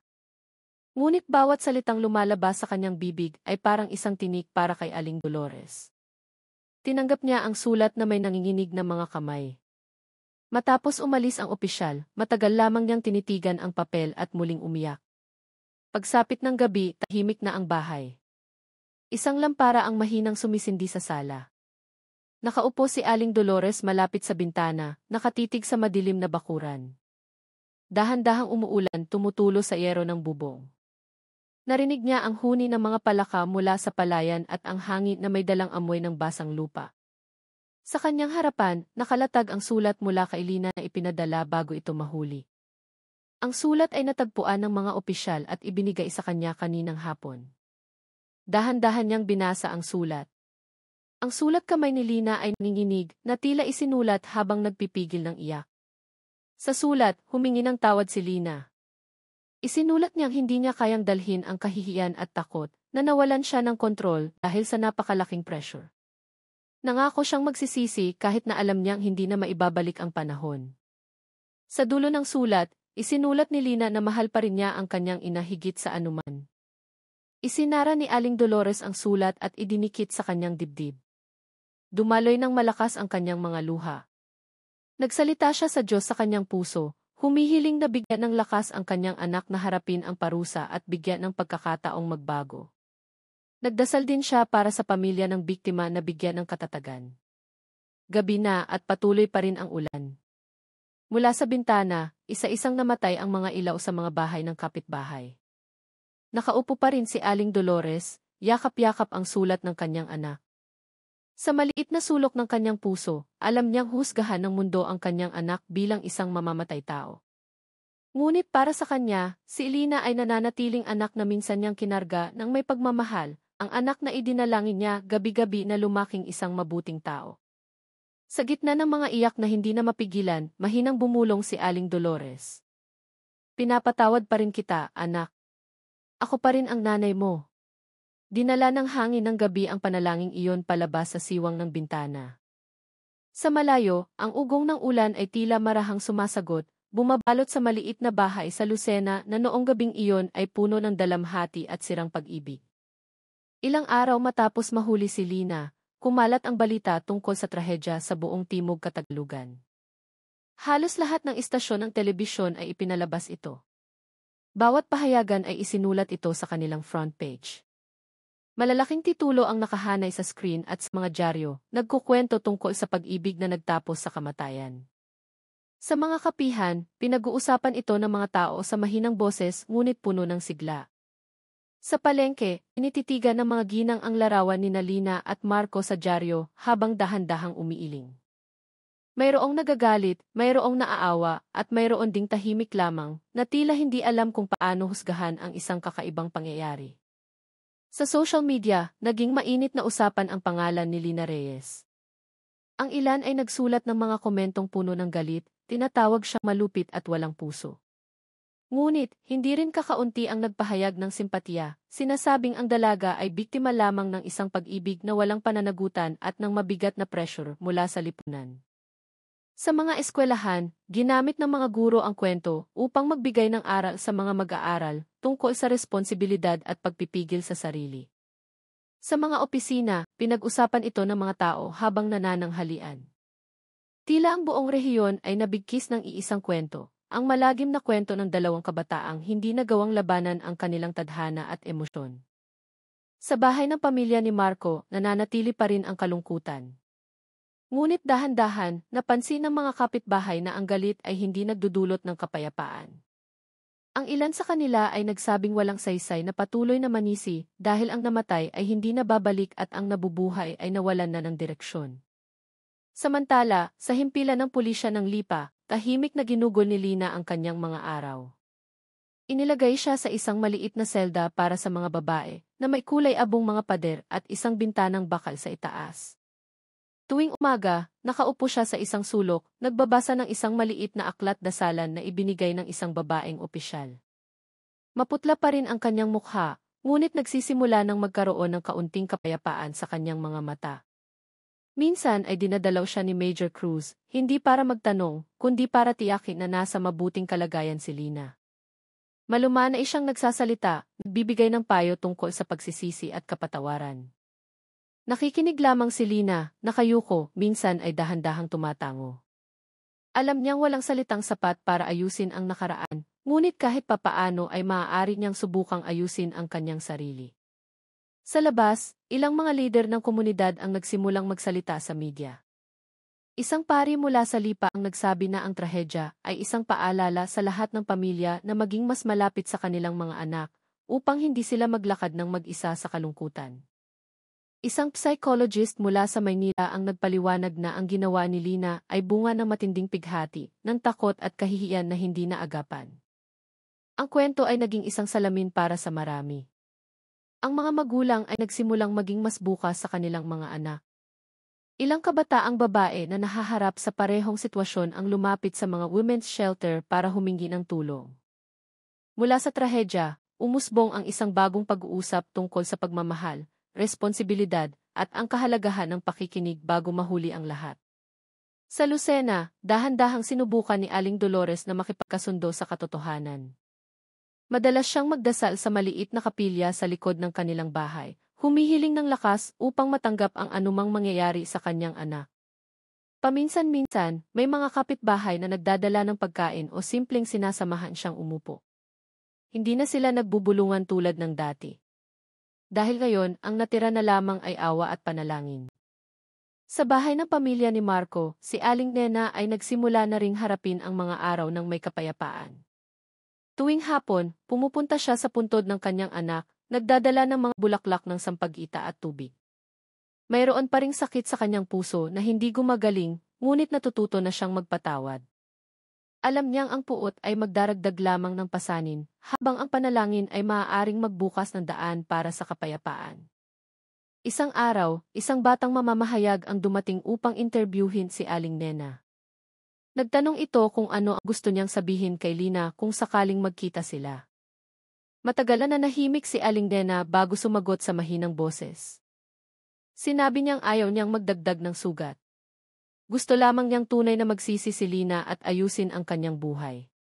Dahil kahit paano, minahal din ng dalaga ang kanyang anak, ngunit ang pag-ibig na iyon ay naligaw lamang ng landas.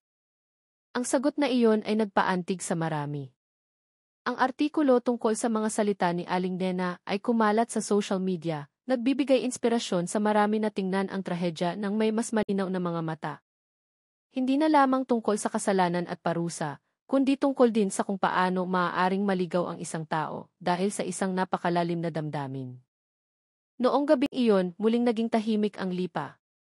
Mahinang umulan sa mga bubong na tila nag-aalis ng alikabok mula sa mga araw na puno ng balita at debate. Sa loob ng selda, tahimik na nakaupo si Lina, nakatitig sa kalangitan mula sa maliit na bintana. Narinig niya ang tunog ng ulan at mahinang bumulong sa kanyang puso. Sana ilahat ng nawasak ay dahan-dahang maayos ng panahon. Noong umagang iyon, ang gusali ng Regional Trial Court ng Lipa ay puno ng dose-dosenang tao. Ilang mamamahayag ang nakatayo sa harap na may mga kamera at kwaderno. Ang mga pulis ay nagbabantay sa pasukan, tinitiyak na hindi masyadong makalapit ang mga tao. May tensyon sa hangin na may halong kuryosidad. Araw iyon ang unang paglilitis sa kaso ng pagpatay na yumanig sa buong lungsod. Sa loob ng korte, maayos na nakahanay ang mga upuang kahoy. Ang hukom, piskal, at abogado ay nagsimula ng umupo sa kani-kanilang lugar. Sa harap ng isang mahabang mesa ay nakahanda ang mga dokumento na kasing kapal ng isang libro. Sa kaliwang bahagi, ang upuan ng akusado ay bakante, binabantayan lamang ng dalawang unipormadong opisyal. Ilang minuto ang lumipas, ipinasok si Lina Reyes. Nakasuot siya ng simpleng puting blusa at kulay abong panyo na tumatakip sa bahagi ng kanyang mukha. Maputla ang kanyang mukha, payat ang kanyang katawan, at nakatitig sa sahig ang kanyang mga mata. Walang ingay habang naglalakad siya patungo sa upuan ng akusado. Tanging ang tunog lamang ng sapatos ng mga opisyal ang malinaw na naririnig. Agad na naging tahimik ang silid. Ang ilang dumating upang manood ay yumuko. May tumitingin na may galit, mayroon ding may awa. Sa gitna nila ay nakaupo si Aling Dolores, ang ina ni Lina. Pagod ang kanyang mukha, ngunit hindi tumitigil ang kanyang mga mata sa pagtingin sa kanyang anak mula sa malayo. Hawak niya ang isang maliit na bag na naglalaman ng mga dasal na isinulat niya buong gabi. Binuksan ng hukom ang paglilitis sa isang matatag ngunit mahinahong boses. Sinimulang basahin ng piskal ang sakdal, ipinapaliwanag ang kronolohiya ng mga pangyayari ng detalyado. Bawat salita ay parang isang kutsilyo para kay Lina. Yumuko siya, nanginginig ang kanyang mga kamay, at mabigat ang kanyang paghinga. Sa tuwing binabanggit ang pangalan ni Marco, nangingilid ang luha sa kanyang mga mata. Ilang beses tumingin ang hukom sa akusado, marahil umaasang titingnan siya pabalik ni Lina, ngunit hindi niya magawa. Alam niyang bawat pangungusap na binabasa ay isang katotohanang hindi na niya mababago. Nang dumating ang pagkakataon ng depensa, tumayo ang abogado na itinalaga ng gobyerno. Nagsalita siya sa mahinahong boses, ipinapaliwanag na ang ginawa ni Lina ay hindi planado, kundi nangyari dahil sa matinding panggigipit sa isipan. Hiniling niya sa hukom na isaalang-alang ang kalagayan ng isip at ang panlipunang pinagmulan ng akusado. Nakikinig ang piskal na may blangkong mukha. Sa gitna ng mga mamamahayag, ang tunog ng mga panulat ay sumasayaw sa papel, kinokopya ang bawat salita. Samantala, sa labas ng korte, dose-dosenang residente ang naghihintay na may iba't ibang damdamin. May dumating dahil sa kuryosidad, mayroon ding dahil gusto nilang makita ng personal ang mukha ng salarin na dati ay kilala lamang nila sa telebisyon. Ngunit hindi maingay ang kapaligiran sa labas. Marami ang natigilan matapos makita si Lina na dumaan na may mahinang mga hakbang. Sa isang sulok ng silid, nakaupo si Aling Nena, ang ina ni Marco, na may itim na belo. Dumating siya kasama ang mga kamag-anak. Malamig ang kanyang mukha, ngunit tahimik na tumutulo ang mga luha. Nang makita niya si Lina na nakayuko sa upuan ng akusado, nanginig ang kanyang puso. Hindi niya alam kung ano ang dapat maramdaman, nagkahalo ang pagkawala at awa. Nang bigyan ng hukom ng pagkakataon si Lina na magsalita, muling naging tahimik ang silid. Lahat ng mata ay nakatuon sa kanya. Dahan-dahang inangat ni Lina ang kanyang mukha. Ang kanyang boses ay mahina, halos isang bulong. Sinabi niyang hindi niya intensyon na tapusin ang buhay ng sinuman. Gusto lamang niyang pakinggan, mapansin. Inamin niyang nagkasala siya, nagsisisi, at handang tanggapin ang anumang desisyon ng korte. Naging madamdamin ang kapaligiran sa korte. Ang ilan ay yumuko, ang iba ay tumulo ang luha. Tinakpan ni Aling Dolores ang kanyang mukha ng kamay, umiiyak ng walang tunog. Matagal na tinitigan ng hukom si Lina bago sabihin na ipagpapatuloy ang paglilitis sa susunod na linggo upang pakinggan ang mga saksi at eksperto. Nang matapos ang paglilitis, dinala si Lina palabas na may mahigpit na bantay. Sandali siyang lumingon sa kanyang ina. Maikli ang titig na iyon, ngunit sapat na parang umiti si Aling Dolores sa gitna ng mga luha. Ang maliit na ngiting iyon ay tila nagsasabing nandoon pa rin siya, ina pa rin niya, at pinapatawad pa rin siya. Sa labas ng gusali, nagmamadaling sumulat ng balita ang mga mamamahayag. Ngunit, sa gitna ng kaguluhan, isang matandang babae ang nakatayo sa ilalim ng isang puno sa gitna ng ulan, nakatitig sa maulap na kalangitan ng lipa na may blangkong mga mata. Nagdasal siya sa kanyang puso na patawarin ng Diyos ang dalawang kabataan. Dahil para sa kanya, pareho silang biktima ng isang pag-ibig na naligaw ng landas. At nang ipasok si Lina sa sasakyan ng bilangguan, muling umulan. Ang tunog ng tubig sa bubong ng sasakyan ay humalo sa isang iyak na hindi marinig. Isang iyak mula sa isang babaeng minsan ay nangarap ng simpleng buhay, ngunit ngayon ay kailangang pasanin ang pinakamabigat na dalahin sa kanyang buhay. Noong araw na iyon, kulay abo ang kalangitan ng lipa mula pa sa umaga. Mahinang umiihip ang hangin, may dalang amoy ng basang lupa mula sa mga bukirin sa gilid ng lungsod. Sa harap ng gusali ng korte, nagsimulang magdatingan ang mga tao kahit hindi pa mataas ang araw. Ilang mamamahayag ang naghanda na ng kanilang mga kamera, habang ang mga pulis ay nagbabantay sa bawat gilid ng pinto. Araw iyon ng pagbaba ng hatol sa kaso ni Lina Reyes. Puno ang korte. Ang mga residente mula sa iba't ibang lugar ay dumating na may iba't ibang damdamin. May gustong masaksihan ang katapusan ng kwentong ilang buwan ng laman ng balita. Mayroon ding dumating na may mabigat na puso na aawa sa dalawang pamilyang winasak ng tadhana. Sa harap na upuan ay nakaupo sina Aling Dolores at Aling Nena, dalawang inang magkaiba ang kapalaran, ngunit parehong nawalan ng pinakamahalagang bahagi ng kanilang buhay. Pagsapit ng 10:00 ng umaga, ipinasok si Lina. Lalo pa siyang pumayat. Maputla ang kanyang mukha, ngunit kalmado ang kanyang mga hakbang. Tumingin siya sandali sa kanyang ina at bahagyang tumango. Sinagot ito ni Aling Dolores ng isang manipis na ngiti na may kasamang luha. Walang salitang lumabas, tanging isang titig na puno ng panalangin at pagtanggap. Binuksan ng hukom ang paglilitis sa isang matatag na boses. Malakas na tumunog ang martilyo, sinisira ang katahimikan. Lahat ay nagpigil ng hininga. Binasa ng piskal ang kanyang huling argumento nang may tiwala sa sarili, sinasabing batay sa mga ebidensya at testimonya na patunayang nagkasala ang akusado sa pagkitil ng buhay ng iba. Ngunit sa kabilang banda, inamin din ng piskal na may mga salik na makatao at matinding pighati na nakaapekto sa ginawa ng akusado. Dahil dito, hiniling niya sa hukom na isaalang-alang ang isang karampatang parusa, ngunit hindi kalimutan ang pagkakataon para sa akusado na magbago. Pagkatapos nito, tumayo ang abogado ni Lina. Nagsalita siya na may nanginginig na boses, ipinapaliwanag na si Lina ay hindi isang kriminal, kundi isang dalagang naligaw dahil sa mga pangyayari. Hiniling niya sa korte na tingnan hindi lamang ang pagkakamali, kundi pati na rin ang paghihirap na pinagdaanan ng akusado. Tahimik na nakaupo si Lina sa kanyang upuan. Ang kanyang mga mata ay nakatuon sa mesa sa kanyang harapan. Mahigpit na magkakapit ang kanyang mga daliri. Sumuko na siya. Sa kanyang puso, gusto lamang niyang matapos na ang lahat. Naging tahimik ang korte nang simulang basahin ng hukom ang hatol. Malalim at dahan-dahan ang kanyang boses. Bawat pangungusap ay mabigat. Sinabi ng hukom na ang ginawa ni Lina ay hindi maaaring bigyang katwiran ng batas o moralidad. Ngunit, naunawaan ng korte na ang kanyang ginawa ay hindi nagmula sa masamang intensyon, kundi sa kawalan ng pag-asa at malalim na sakit sa puso. Ang hatol, 9 na taong pagkakakulong. Nang sabihin ang mga salitang iyon, umugong ang silid. May huminga ng maluwag, may yumuko at umiyak.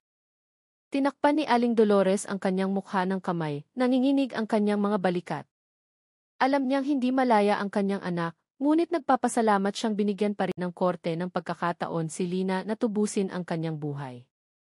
Si Aling Nena, na nakaupo hindi kalayuan, ay tumingin kay Lina. Tumulo ang mga luha sa kanyang mga pisngi. Sa kanyang puso, mahina niyang sinabi na pinatawad na niya ito. Naniniwala siyang mas nakapagpapakalma ang kapatawaran kaysa sa paghihiganti. Tumingin si Lina kay Aling Nena na may basang mga mata. Yumuko siya ng malalim, nanginginig ang kanyang mga labi ng walang tunog. Marahil ay isang pasasalamat, marahil ay isang paghingi ng tawad na hindi nasabi. 3 beses pinukpok ng hukom ang martilyo, tanda na tapos na ang paglilitis. Dahan-dahang lumuwag ang kapaligiran. Lumapit ang mga opisyal, dinadala si Lina palabas. Bago umalis, huminto sandali si Lina sa pinto. Tumingin siyang muli sa kanyang ina at mahinang nagsalita ng walang tunog, isang galaw lamang ng labi na madaling mabasa ng isang ina, "Mahal kita, inay." Tumayo si Aling Dolores, nanginginig ang kanyang mga kamay ngunit kalmado ang kanyang mukha. Alam niyang ang pag-ibig ng isang ina ay hindi nagtatapos sa likod ng rehas. Alam niyang kahit nagkamali ang kanyang anak, hindi kailanman maglalaho ang kanyang pagmamahal. Nang ipasok si Lina sa sasakyan ng bilangguan, dahan-dahang umulan. Ang mga patak ay bumasa sa kalsada at sa salamin ng sasakyan, tila nakikiiyak ang kalangitan. Huminto sa pagsusulat ang mga mamamahayag. Yumuko ang mga tao. Walang sumisigaw, walang nag-iingay. Tanging isang mahabang katahimikan na mabigat ngunit payapa. Sa loob ng sasakyan, tumingin si Lina sa labas ng bintana. Dahan-dahang tumutulo ang ulan sa salamin, bumubuo ng mga kumikinang na guhit. Sa gitna ng mga patak ng ulan, nakita niya ang kanyang anino, isang dalagang minsan ay naligaw ngunit ngayon ay sinusubukang makipagkasundo sa katotohanan. Ipinikit niya ang kanyang mga mata, huminga ng malalim, at bumulong sa kanyang puso na bigyan sana ng Diyos ng kapayapaan ang lahat ng nasaktan sa kwentong ito. At nang dahan-dahang umalis ang sasakyan sa harap ng korte, muling nalunod ang lipa sa isang maulap at tahimik na kapaligiran.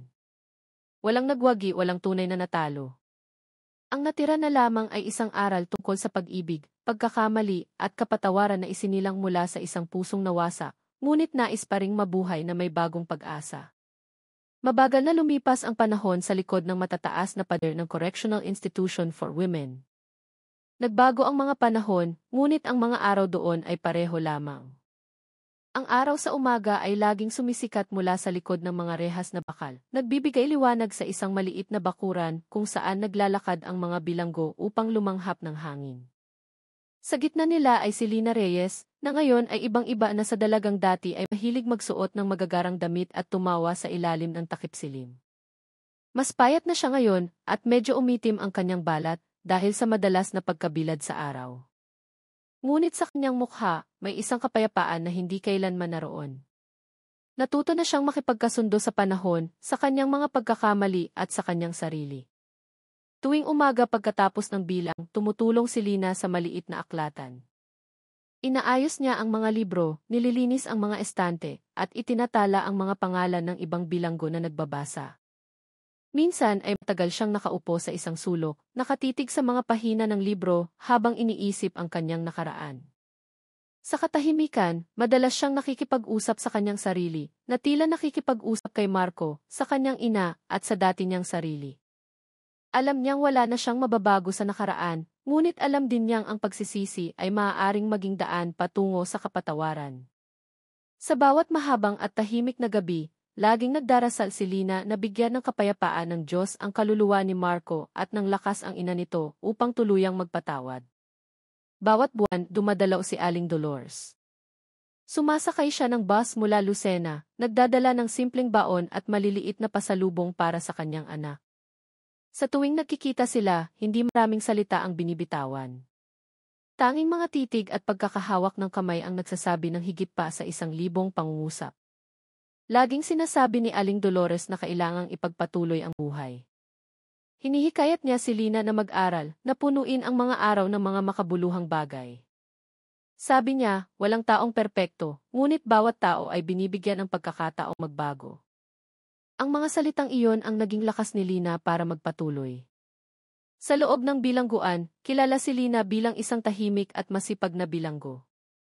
Madalas niyang inaaliw ang mga bagong dating, lalo na ang mga umiiyak pa, dahil hindi pa matanggap ang kanilang kapalaran. Nakikinig siya sa kanilang mga kwento ng walang panghuhusga, minsan ay nagbibigay ng simpleng payo na laging may daan pa uwi hanggat handa pang magsisi ang puso. Ang mga gwardiya na nakapansin sa kanyang pagbabago ay madalas magsabi na si Lina ay parang dalawang tao sa iisang katawan, kalahati ay nalulunod sa pagsisisi, kalahati ay nagsisikap na makahanap ng liwanag. Sa tuwing naririnig niya iyon, umingiti lamang si Lina. Hindi niya gustong ituring na banal. Gusto lamang niyang maging isang mas mabuting tao kaysa kahapon. Isang hapon, nagsulat siya ng isang mahabang liham para kay Aling Nena, ang ina ni Marco. Isinulat niya ito gamit ang sariling kamay sa isang simpleng papel na ibinigay ng isang gwardiya. Isinulat niyang hindi siya umaasang mapatawad dahil napakalaki ng kanyang kasalanan. Gusto lamang niyang magpasalamat sa mga panalangin at kapayapaan na narinig niya mula sa mga salita ni Aling Nena sa korte. Isinulat niyang ang mga salitang iyon ng kapatawaran ang naging unang liwanag sa madilim niyang buhay. Ipinadala ang sulat sa pamamagitan ng pamunuan ng bilangguan. Ilang linggo ang lumipas, dumating ang isang maikling sagot. Binuksan niya ang sulat na may nanginginig ng mga kamay. Ilang pangungusap lamang ang laman, ngunit sapat na para dumaloy ng malakas ang mga luha ni Lina. Sa sulat, isinulat ni Aling Nena na tinanggap na niya ang lahat. Sabi niya, walang saysay na magtanim ng puot sa puso, dahil bawat tao ay isang alipin na maaaring bumagsak at bumangon. Isinulat niyang ipinagdarasal niya na mahanap ni Lina ang tunay na kapayapaan, na maging isang taong magdadala ng kabutihan pagkatapos niyang makalaya. Matagal na tinitigan ni Lina ang sulat at idinikit sa pader ng kanyang selda. Sa tuwing nababalisa siya, binabasa niya itong muli. Mula roon, natutunan niyang ang kapatawaran ay hindi lamang tungkol sa paglimot, kundi sa katapangan na bitawan ang sakit. Lumipas ang mga taon, humaba na ang buhok ni Lina, at mas naging mature ang kanyang mukha. Sumali siya sa mga klase ng pananahi at pagluluto na ginaganap sa bilangguan. Gumagawa siya ng mga uniforme para sa mga gwardya at mga mantel para sa silid-dalaw.